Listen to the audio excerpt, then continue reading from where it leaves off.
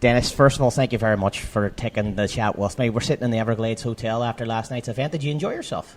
I was very surprised. I was very privileged and honoured to see the attendance. It was a terrific turnout, and for all those who've gone back 40 years, it was memories, and I can't recall how many stories I was told and how many people come and ask me, I remember this and I remember that and I remember then.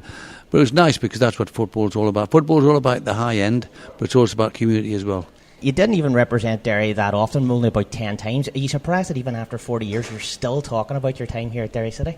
Well, it's nice, but I think what you'll find, the people who recognise that realise the value of getting started, and that's what Eamonn McLaughlin came to me the first time to ask me to play. I'd only been retired just about a year, and he came and he explained, because I didn't understand what had happened to Derry with the League of Ireland, the Northern Irish League. I didn't understand because obviously you don't get too much coverage in Manchester about that.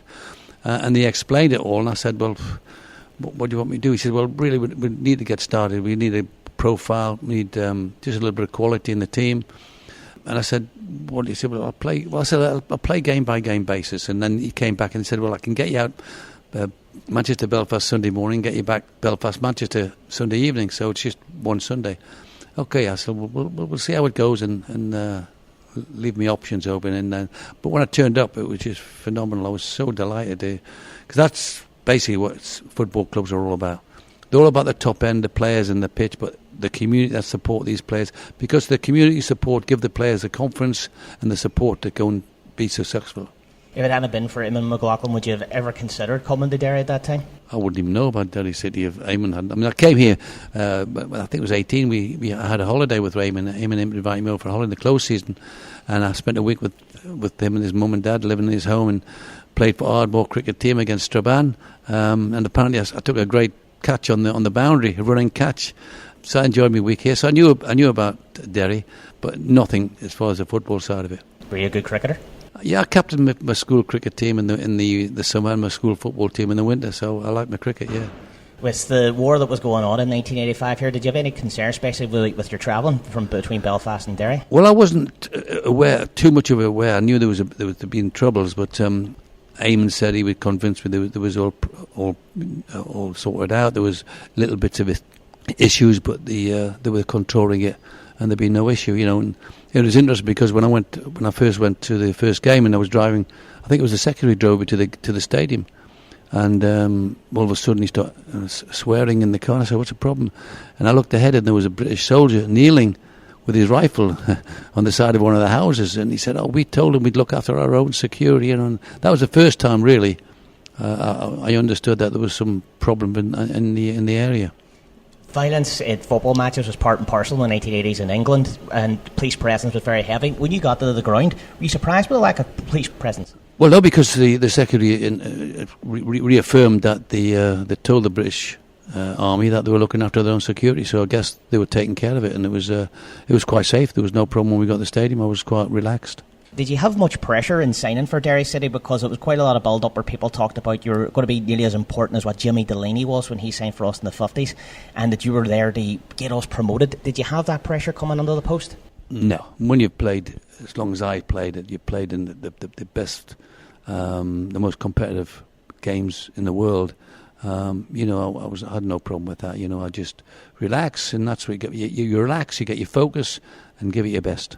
Jimbo Crossan was the manager at the time, sadly no longer with us. What was your relationship like with Jim during your time? Jim was quite calm, cool and collected. I think he picked a team, and he give us basic tactics and let the players go and express themselves. That's the value of a coach. Coach doesn't try and play the game for the players. He puts the players together, and then they give them a basic system, basic plan, and let them go out and perform. In 1985, September 8th, it was the first game. That's why we were all here last night celebrating the 40th anniversary of that. Massive crowd, massive.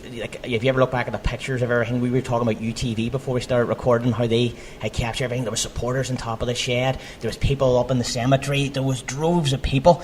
Was it hard to stay calm in that excitement?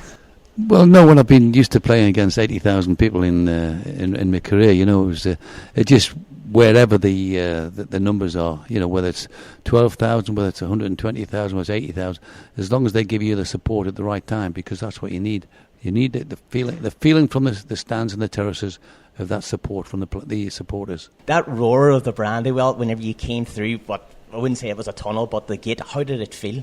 Oh, it was tremendous. I mean, because obviously when I arrived, we knew there was going to be a big crowd, but the noise, you know, I think it was about 8, 10, 12, something like that. I can't remember. It was literally packed. It was just, you knew that they were with you. Mm-hmm. And that was the difference. You walked out there and you knew the crowd were with you. And that was important for players. I was talking to one of the ex-players and they had mentioned that before the game you gave a speech to the team before they went out. Do you remember what you said to them? I just encouraged them, you know, and because obviously coming from, a lot of them come from Derry, they'd be nervous, you know, and it was just important to just settle down, play your game, you know, why we're here. You know, we've got a good team here. We're at home. We've got a terrific amount of support. You've seen them here. You know, let's go and perform and relax and enjoy the game. How did you handle the slope of the Brandywell pitch? You know, someone kept mentioning that, and I can't recall it. It was, I think it was drifting away on my side because I played on the left side. Yeah, you get used to playing in different surfaces. I mean, when I went to New York, I was playing against all sorts of different surfaces. I was playing on baseball pitches where they had the mounds were covered by astroturf, bad astroturf, poor astroturf, narrow pitches, wide pitches. So if you've got an ability with the ball, you can play. I have a question from a certain man named Barry McCreadie. He'd like me to ask, for the very first goal Derry scored in League of Ireland football, was it a shot or was it a cross that led to his goal that's provided by yourself? I tell you, Barry, if it was a shot, the ball would have been hit harder than it was when I clipped it to the far post just for it not in. Because I knew if it was any further than the yard, he would miss it. Well, I hope that clears it up for Barry anyway. But on that particular night, they came here afterwards for a meal. Were you able to enjoy the end of the celebrations, or were you straight on the road? Oh, straight on the road. Yeah, straight on the road. I had to get a flight back to Manchester, unfortunately. And flights had become an issue for why you ended up leaving the club, because you were here on a game-by-game basis. Why was it so difficult to commit after that? Well, because they changed the summer flight schedules to winter schedules in I think it was October. And I was coming here, Manchester, Belfast, and then getting up here for the game, get Belfast, Manchester home. On the winter schedules, I had to get Manchester, London, Belfast. I was getting about 6 o'clock in the morning, you know, and it really wasn't. I was being a bit unfair to the team and the club because I couldn't really expect to be fit as I could be and mentally sharp. And also, Noel said, you know, he obviously as a new coach, he wants to plan to the end of the season.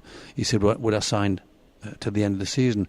And I couldn't give him that guarantee. I had a new business I was developing, had two young sons, a 5 and 3 year old, so there was other priorities at that time in my career. Away games was a big thing for Derry City. Was it great to see those kind of young families coming along to the games, and did you enjoy the away games yourself? Oh, without question, you know, because they made the away games special for us as well as players, because we knew we'd have good support. You know, it wasn't as if the opposition were going to shout our crowd down, and we knew we had good support. And it was like Derry City was deserted because all the people on the road going to the away game, which is fantastic, and that's important for football club players when they get out there and they know they've got support there. You told a story last night about Monaghan and your preparations in leaving the ground. Do you fancy telling our listeners about it? Well, after the game, I had to get out to the airport, and I was waiting for the car, and you get a quick wash and brush up, and then I jumped in the car. I forget who was taking me now. I got changed in the back of the car to go to the airport, so I grabbed my bag, jumped in the back of the car and got changed and left the kit in the car. It was just one of those circumstances, really, and that's what really made me realise it was great, but it was becoming a bit difficult to do all the travelling. It took nearly 40 years to get you back here to Derry to celebrate with us. Dennis, when's the next time you're going to come back and join us? It won't be another 40 years, that's for sure. But I'm just like to hope that what we've given here, what we've given the club, we've given them the support, we've given them the opportunity to develop again, you know, and go to the next stage as far as that's concerned, and I wish them all the well.